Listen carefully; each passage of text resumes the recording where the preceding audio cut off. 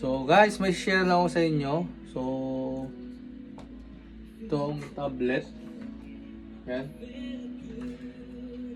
Ito. So nabuksan na to sa iba.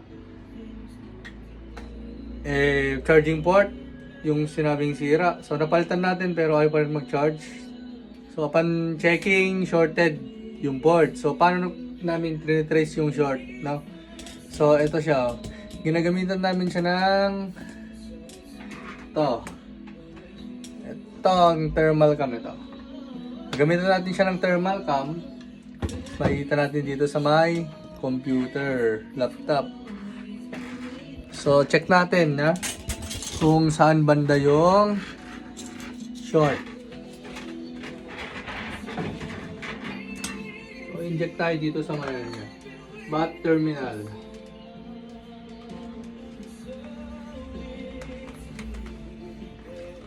So ito siya guys.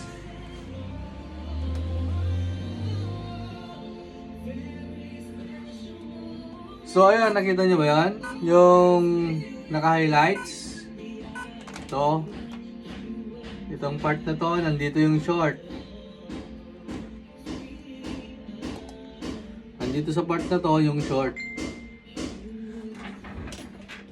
So ganun na hinahanap kung paano hanapin yung shorted the easy way, no? Gagamit ng thermal cam. So pwede naman siyang kapa-kapa, no? So yun lang guys. Thank you.